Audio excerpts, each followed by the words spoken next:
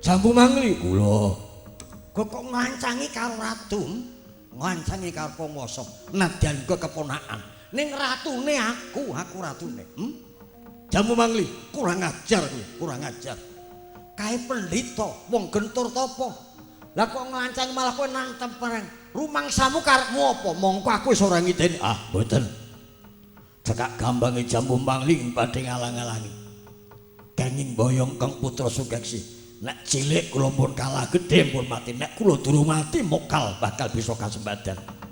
Oh, paman nyen pangapunten.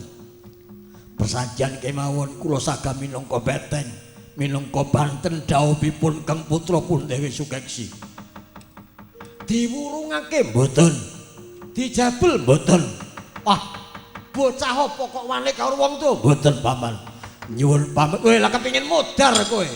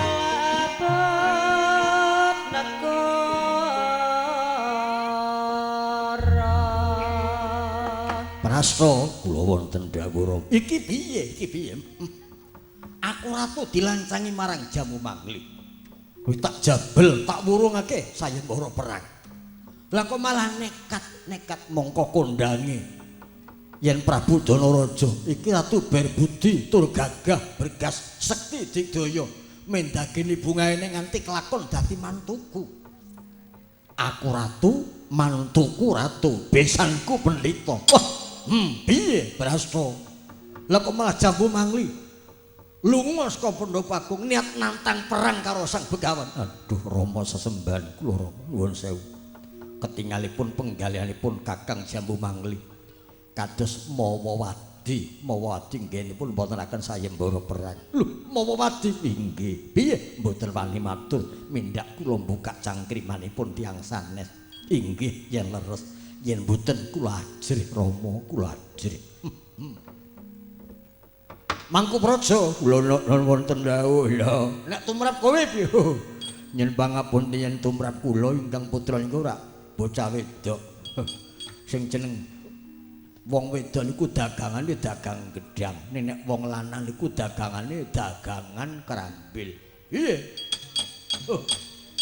Wong lanang niku kerambil, nek saya tuwa santene malah saya kenthel. Santene saya kane. Kebacut tuwa kena nggo bibit dados cikal.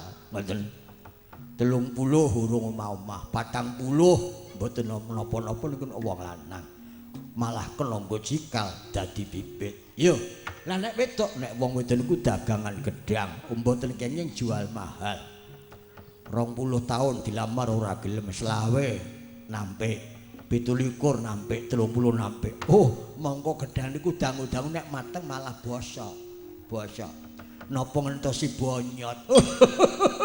Gusti kula. Pramila kudune dadi cah wedok niku kudune nggih entrengan. Murahan ngoten. Prasta kula bubana Kang padha ngadhep. Diawat-awati jroning paperangan. Muga-muga Jambu Mangli mati, muga-muga Jambu Mangli mati. Kalah aja nganti menang. Inggih Rama mboten saged matur. Kepareng madal pasilan kula nyuwun pamit. Yo. Temenggung diawat-awati jane ngomong nggih, matur sendika kepareng kula medal nyawi lho.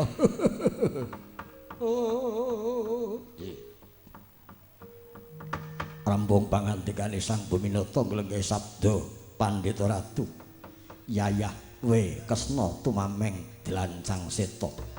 Sang Prabu kepareng kundhara ngedaton yayah kablabak ing toya benawi.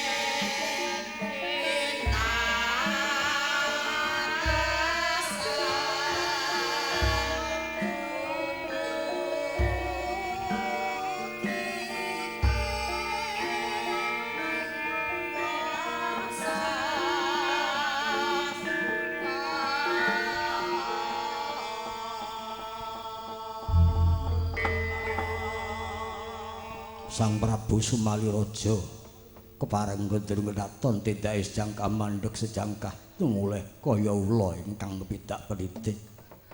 Amri sapa rengganing gapura ing kedaton tan dados erna ing penggalih. Gugup rasaning ora somung menggaliaken ingkang putra Dewi Sukeksi dene akeh penglamaran siji dereng wonten ingkang kepareng tinampi.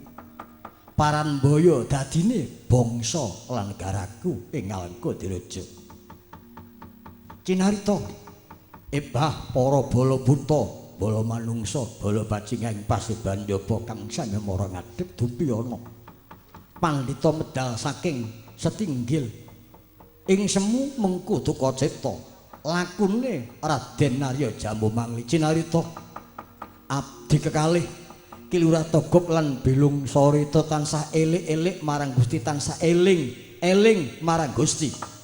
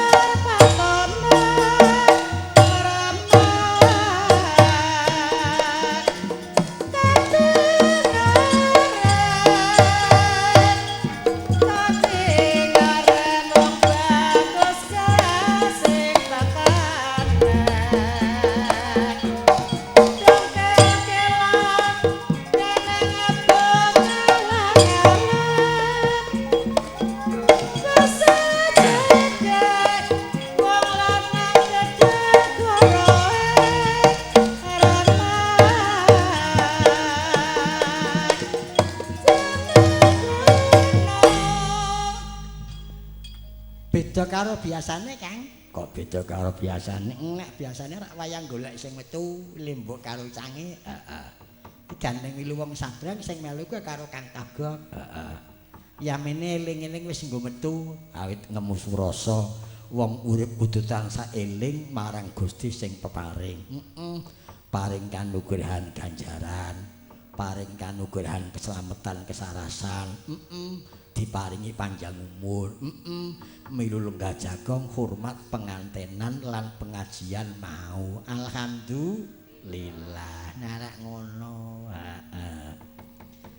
Wengi iki beda karo dek wingi, sebabe nek winginane bengi ning kono wetan bintang tamune saka Solo sing regane larang bluguduk.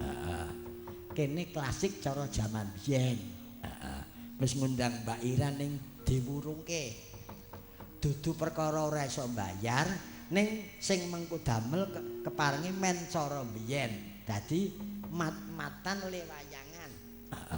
Ya ora nganggo urgen. Ora nganggo urgen iki. Awit sing urgen agek nariki pajek. Wis diserek karo lurahe kudu pajeke ndang lunas. Mula ora nganggo urgen. Oh, akeh sing ngangge klambi biru meretan kae Mas Dodi. Kae kebayan ngambal. Oh ya. Jare wong diwiru-wiru. Atene bintang ra bisa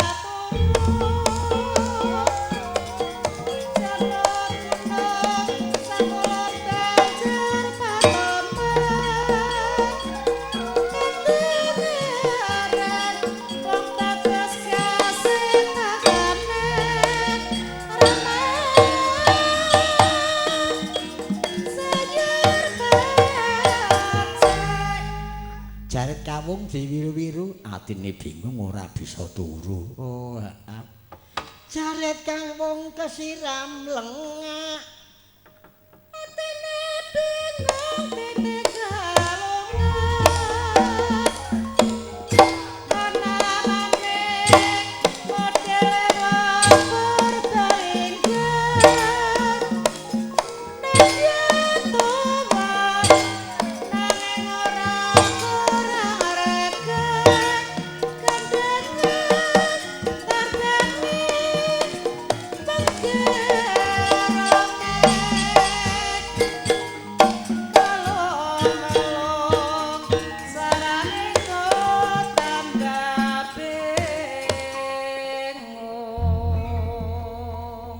nyempil ming saimit kok nyempil kepiye arepa klasik ora nganggo libuan ora nganggo jiwengan ning ya sithik men ora rada stres ana hiburane ora ketang sithik oh ya ora dadi ngopo aku nganti nampa SMS karo Mbak Ira apa kula niki diwurungke perkarane napa luput kula napa anjur lemu mangsuli wong aku ora ngundang sing ngundang ya mbuh sapa kuwi upama dawuh aku ya nggawa penyanyi ning gandeng ora ana dawuh ya wis ora apa-apa wong dikersake klasik mula lek nyambut gawe wengi iki nyambut gawe istimewa sebabe lakone wis dikersake patang bengi iki berturut-turut ora leren-leren lakone Ramayana terus dak inginane wis yo saiki ya dikersake Banjaran Dasamuka tegese Banjaran sore lahir mengko esuk matine Dasamuka iki pirang lakon 7 lakon didadekke selakon upama selakon kuwi 10 juta rak wis 70 juta ning diringkes sewengi kudu rampung jam 4:30 kudu rampung apa iso ya sak untel-untel iki jenenge wong ujian kok ujian nah ya kudu nyinaoni laire menungso lek golek bojo nang endi, lek golek kepinteran nang endi, masa jaya kapan, le mati kapan, ngono. Jempol, driji, penunggul, jenthik maneh jenthik. Nek iso maca driji 5 ya kuwi uripe menungso, kuwi Kang. Dadi wayang iki tuntunan, ingsine tuntunan, ingsine piwulang kawruh. Tumrap aku kowe kabeh. Oh, heeh. Ning umume saiki sing nonton wayang ming nonton ramene karo campur sarine ora ngerti ngelmune wayang ora ngerti sing nonton sebabe apa wayang ora raine ireng raine abang raine ijo raine putih ora ngerti aja meneh sing nonton dalange urung mesti ngerti ngono Kang iya iki kawruh sing digelar dadi suwargi Kanjeng Sunan Kalijaga nek nonton wayang ki gambare kaya wong adhar permen sing dibuntel plastik didekake lodong nang jero lodong ketutupan dibuka lodonge dicukuk permene isih dibuntel plastik ling nguculi nek ora telaten ora ngerti legining gula ora ngerti asine nguyah ki kawruh piwulang mayang sewengi kuwi lho Kang ana hiburane tembangane ana sabetane ana dagelane ana riwayate ana sejarahe ana ki nek wayang mulane wenange kudu diopeni lan dipersudi ya utamane gandeng ning kene iki tasakuran daping pinanganten sing wis kelakon ayo nderek nyuwun muga-muga pinaringono ayem lan tentrem guyub rukun nggone padha bebrayan ora ming kaken-kakeninen mong kinemong nganti tekan delahan kuwi jaman akhir ora ketang sedo nek perlu bareng kubure oh kuwi sing dadi jodoh nek bojo gampang nunggang bis bareng ning Jakarta bareng kuwi dadi bojo ning nek jodoh iki iso mungkin emong nek sing kakung jengkel sing wedok kudu ulate padang aja jengkel dimbangi jengkel awit nek geni karo kayu garing gampang kebakaran terus ning kawah pegatan mula gelem dadi penganten ning aja seneng dadi temanten sing bener penganten apa temanten bener kabeh awit ngemu surasa nek temanten kuwi tetep man kuwi mantep telaten kudune telaten tetep mantep atine telaten pikire nggone mongkin-mong kakung karo putri ya iya pamane nek sing kakung dadi wong tani sing wedok nyepakno siji pacul loro keranjang susukan utawa warit nek tindak sawah ya nek sing kakung dadi pedagang nyepakno modale tase dagangane ya ditata sing ning omah mele tindak dagang entuk bathi abuke lan kabeh persiapane kuwi nek sing kakung senengane bal-balan nek sing kakung senengane bal-balan sing wedok nyepakno bale karo kostum utawa kaos sing arep diagem kakunge ning rak bal-balan kudu latihan men pinter pomo kok latihan sing kakung dadi penyerang sing wedok kudu belajar dadi kiper apa pinter sing nendang bal apa pinter kiper sing nyekel bal nek pinter kipere tendang del 12 pas kepancak terus ning nek pinter sing nendang del bleng wow wis kena sepisan sore sejam meneh deng weh mlebu meneh aduh wis bobol ping pindho monggo gek jam 12 jam 3 dimulai jebol meneh iso 3-0 contone Spanyol karo Itali kuwi Kang monggo dianggep nek draw to dianggep draw tekan nggon dadine jebol mula sing ati-ati oh ngono kuwi ya ora ketang semending ya jogedan tembangan ning wis diweling sindene ora kena ngadeg sebabe sikile bubulen ora ngadeg ora entuk ngadeg tetep karo lenggah tembangane ya lagu sing model-model kuno pamane lagune apa tak nyuwun lagune pelok barang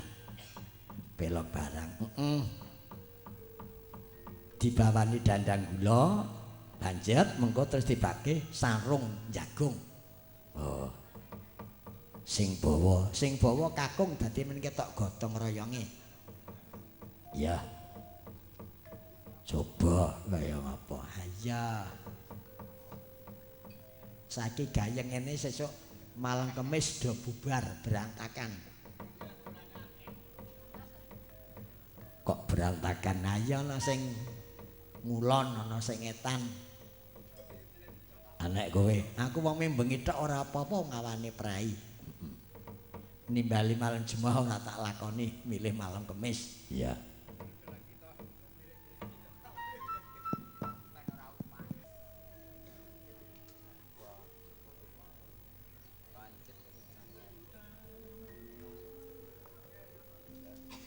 Mama dari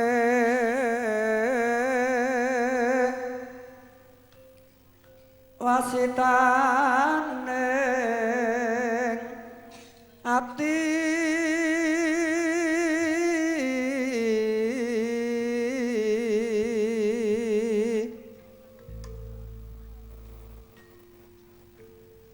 cuman rokok haniru pujangga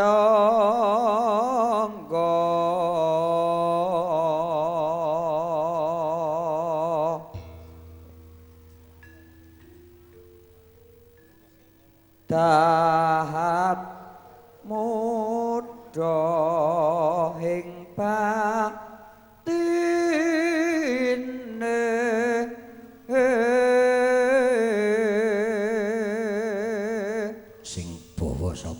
Mas Wido Sinaji kader muda sing potensi MC apik ndalang penganten apik ndalang wayang golek kulit ya apik ning urung ketok ning kene nanging kedah kinunggung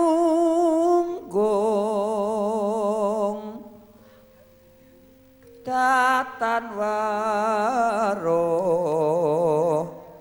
yen kenge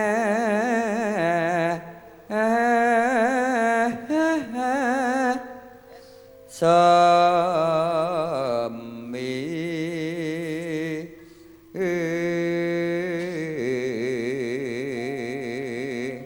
sesuk malung kemis kepeksa ngurungke sebabe kepacut caguh wis nampa manjer ameksa hangrum poko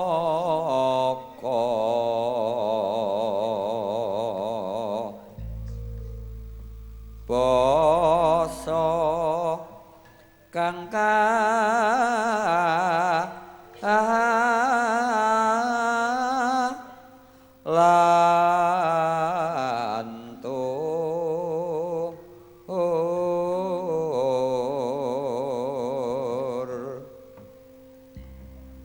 tutur kang katula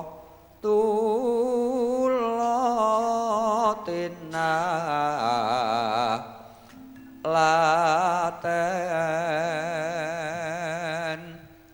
rinuruh kalawan ririh mrepadang ing sasmita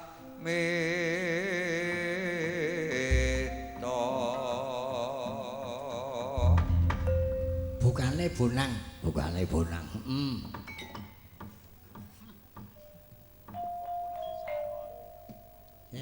mbok sing cetha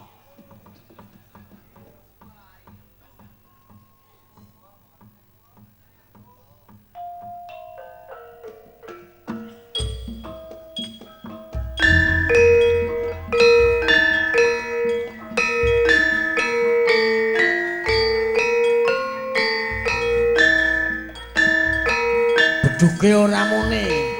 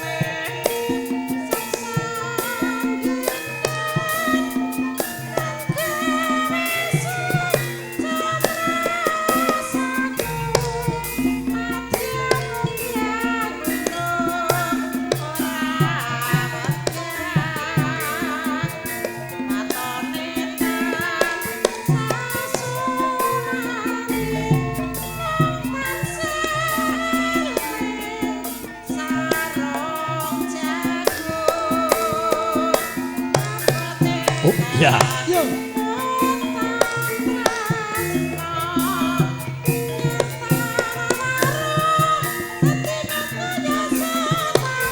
sing kedua vokal kakung Sing kedua, ya.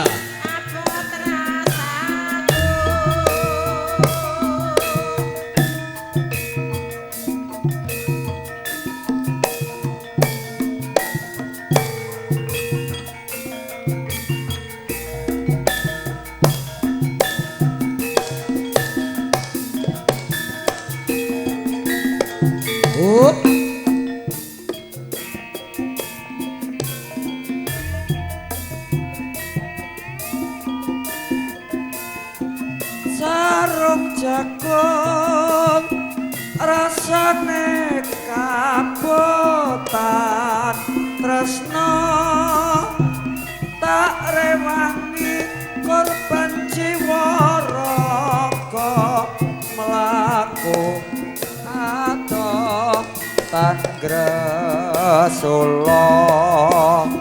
watone sesandingan agawe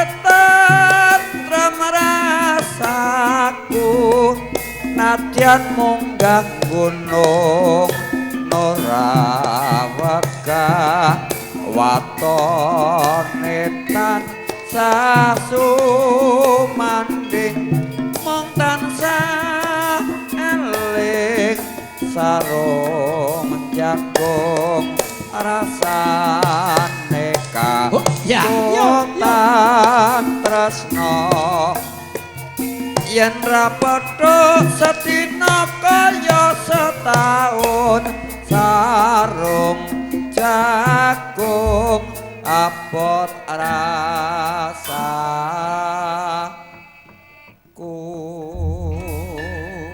Lagune mat-matan dadi vokal kakung dimanfaatke, vokal putri ya digunakake. Rasa katresnan imbangane sarung jagung rasane wis abot tresna mula arep adoh ya dadi jodhone luwih-luwih ming Karang Semanding Kletan Rong Omah. Sekolah mbiyen ya wis do pikir-pikiran nang SMP, nang SMA besok Dik nek diparingi rejeki, diparingi iso ning ya kuwi wong aku ki anake wong desa, tegese wong cilik bapakmu ki rak kegolong tokoh ngono kuwi. Heeh. Ning arep tokoh ya kebun Sukudel, wong tuwa manut karo bocah wis dadi jodhone wong tuwa nglenggono. Heeh. Malah dadi kerukunan wong tuane kabeh. Heeh. Nggone putri ya wayangan, nggone kakung awan pengajian wengi wayangan, malah ustate saka Kemiri mau wis diulang akeh-akeh karo kiyaine. Heeh. Muga-muga didherekake sing becik-becik padha diagem. Ya. Saiki men kibote milu tampil ke depan. Kibote tampil ke depan. Ya lagu sing wis ora tau metu kang wis kesilep zaman. Kesilep zaman. Isih kelingan apa ora lagune? Apa Ela Elo. Ela Elo. Wah kok ya angel men. Ora apa-apa. Lagu campursari anyar-anyar sing keri-keri malah do ketelingsut do ketriwal karang klasik ya iki. Coba Ela Elo.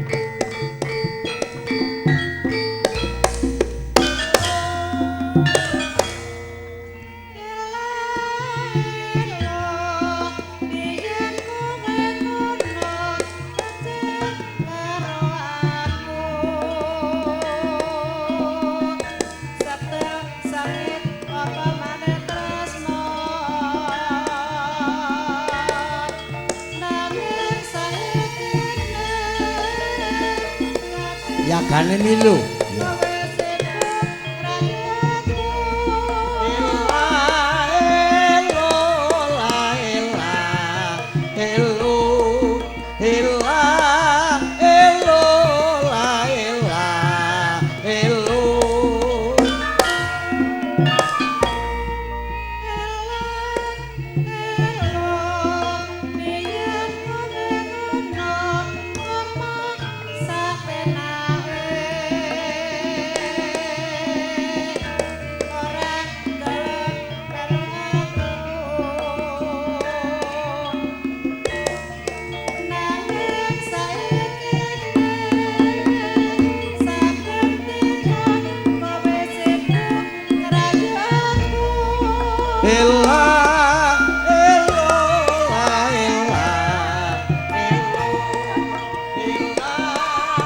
Bareng, bareng.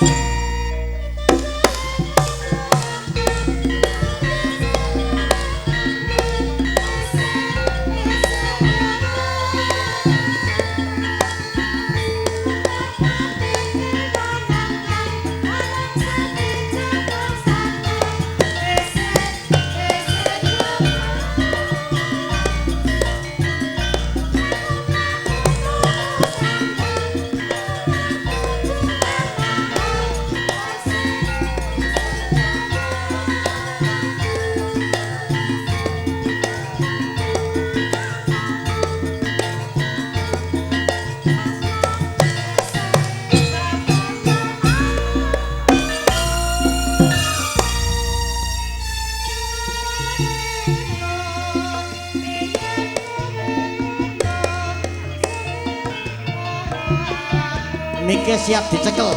Iya.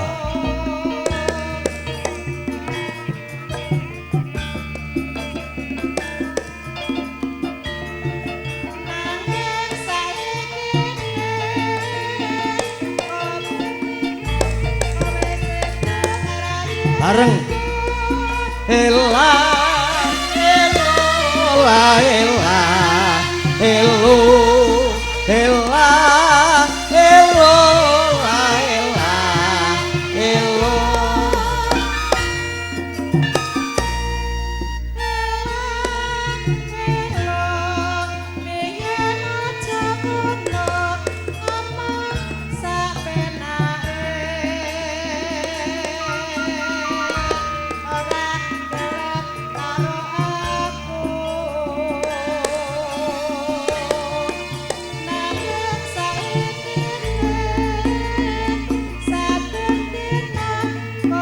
yuk bareng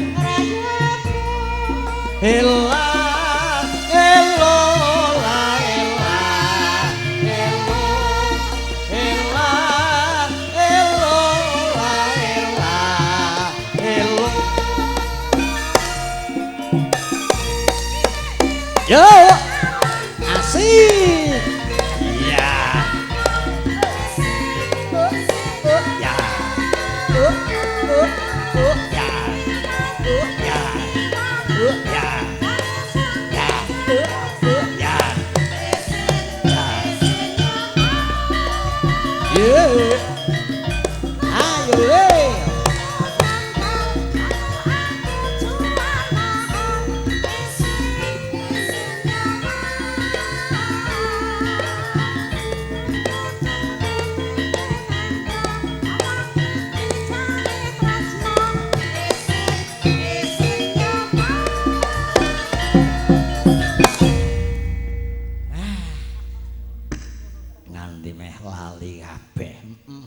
lagu-lagu anyar angger seminggu tambah loro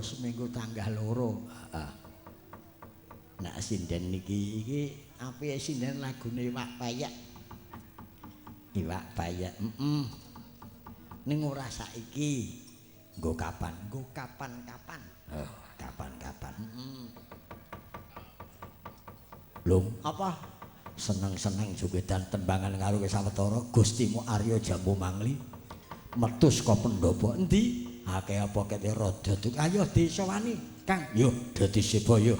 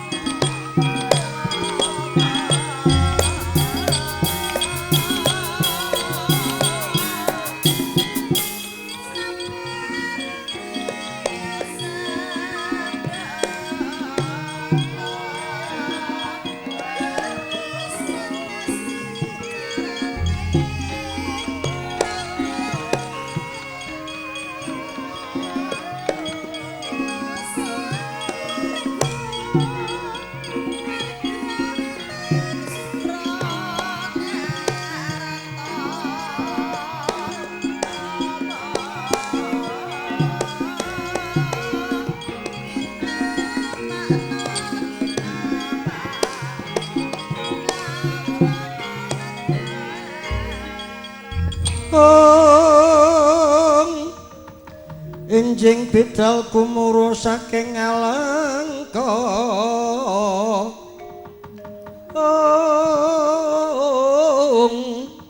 gung ingkang bala raseksa abra busananira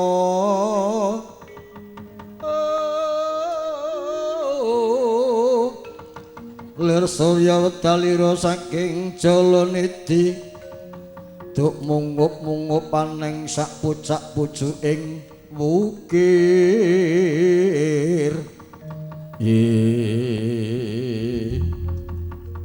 Kengabdi kula pun Togog Tejo Mantri ngaturaken pangabekti rawipun Ndara Jambu Mangli.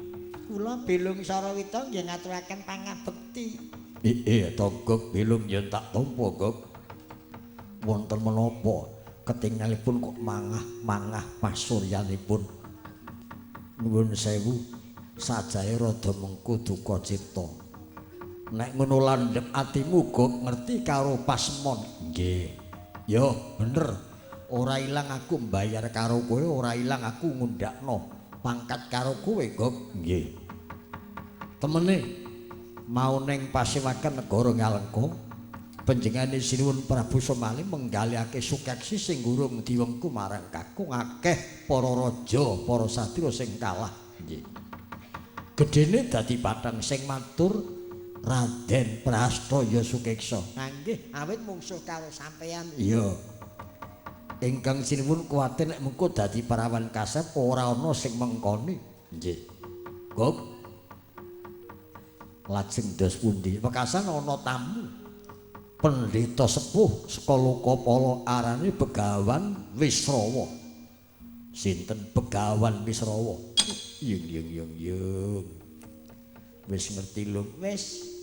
Ngendi? Aku rak wong Rawa ta kuwi. Kok wong Rawa? Ayo wis tau nang Rawa ngono. Wis kuwi jeneng siji. Wisrawa kuwi ya siji. Oh nek wis nang Rawa ujarku.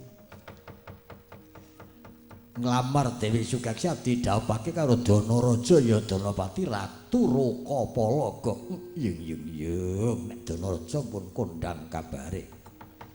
Ratu Sugih Sekti tur bergas. Nika ratu ning ratu pelaut. Kok ratu pelaut nggih? Misaya mina kapale pirang-pirang wae nyambi bakul iwak. Nek dong iwak metu niku mun tontonan, bathine mboten mumpuk undung kena nggo tuku truk. Nggo tuku pasar, nggo tuku toko, nggo tuku motor mabur, bledos dor. Togog nggih. Nanging bareng Wisrawa matur nglamar, Sinuwun Prabu Ngalengka Diraja niat arep njabel perange diwurungake supaya mejang sata Jendaya Ningrat. Nggih. Panas atiku, Gog, panas atiku. Nggih, lajeng pripun? Kepeksaku maju ra ditimbali. Lancang tak wangsuli Begawan Wisrawa. Tetep urung dijabel awit aku durung murungake. Tak tantang wani. Tak getak metu njaba ora wurung kerengan mungsuh karo Begawan Wisrawa wektu iki, Gog. Sak bungkure sang tapa aku didukani karo Paman Prabu Somali. Diondet-ondet aku diolo-olo nggone dadi senopati, Gog. Oh, Gog karepe kudu wurung. Anggen iku bener pamanmu Prabu Somali nek ngoten niku. Sampeyan wong ponakan nggih nglenggana diparingi jagung kemungten dadake agul-agul pun mboten napa-napa malah ora kerengan kantun mantu panjenengan sing ngawat-awati dadi Banjarwarune sampeyan sing dadi pengayomane Ngalengka Diraja niku malah apik. Ora kok ora. Guru ngerti karo batinku, Gog. Sukeksi kok dipondhong wong lanang liya, Gog. Aku ora rila, Gog, aku ora rila. Lah kok mboten rila pripun? Oh, Gog, ning aja ngomong-ngomong. Aku seneng karo Sukeksi, Gog. Aku tresna karo Sukeksi. Kudune Sukeksi dadi bojoku, Gog, dadi bojoku. Ning Paman Somali ora ngerti karo kedhep liringing mripat, Gog. Aku gandrung karo Sukeksi, Gog. Panjenengan. Iya, yung. Awong sedulur kok pripun? Sedulur malah sing wis apal apa-apane kok, Kang. Beda karo wong liya, gendulat-gendul iki lak biasa. Brayan sedulur ki pring sedapur. Ana sing lempeng ning akeh sing bengkong. Bebrayan pring tinumpuk ya bala pecah benthik mengko dadine pecah dadine bendet kelong sedulurane. Kuwi rak ngono. nek bebrayan ku rak hitungan jaman biyen kang nek saiki dudu pring sedapur, dudu tumpuan gelas karo piring. Apa? Iki adonane kaya kopi karo gula ngono. Kopine kakunge, gulane wedoke mingkari ngudhek diombe sripit ngono kuwi enak temenan ngono lho Kang. Kuwi kudu diitung dinane dina apa ngono.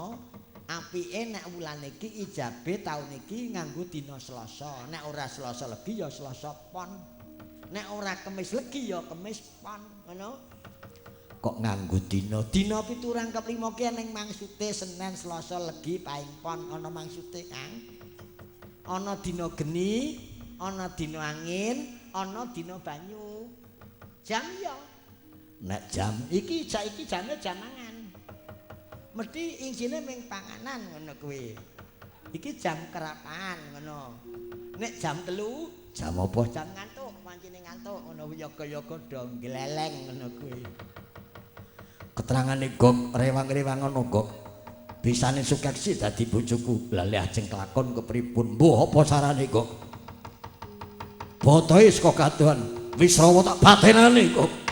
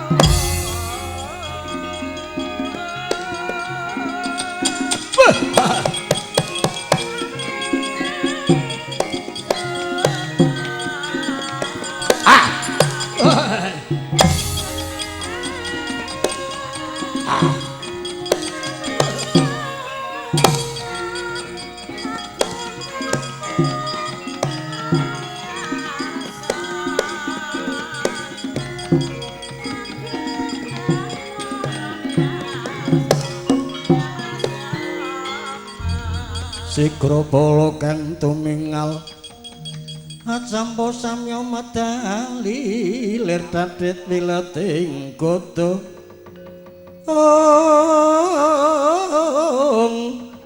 danyang gong manguncang nitimbinjing sang aji micil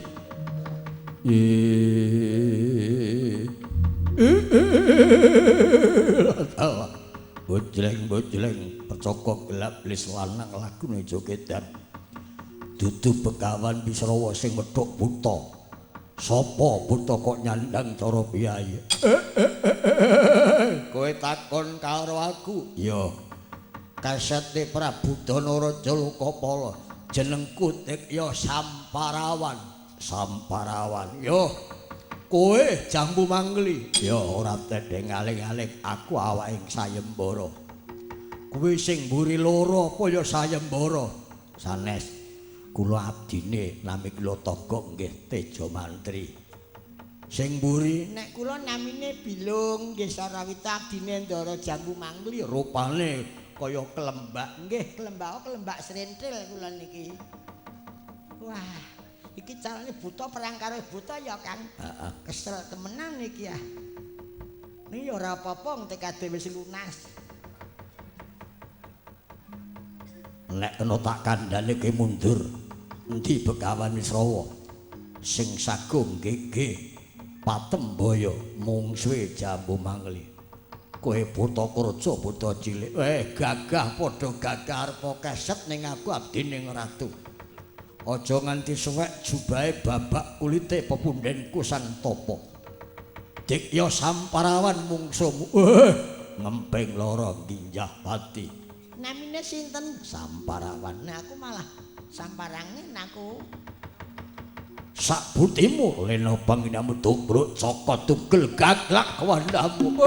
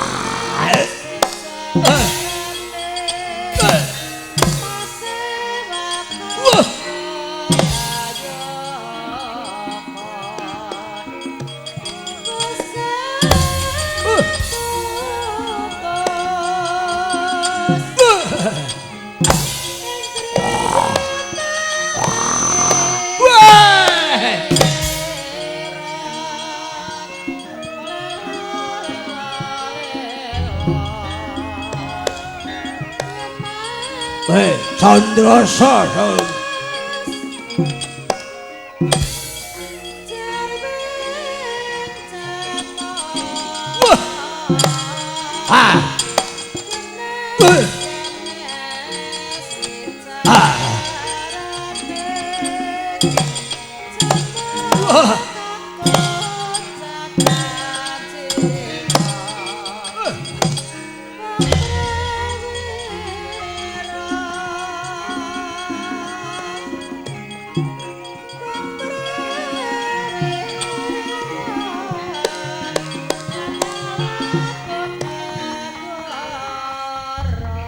samohayakti sawusing semedi mung wing percapaan tangu den nyuwani ngali wijiling sesangka saking grane ngaredi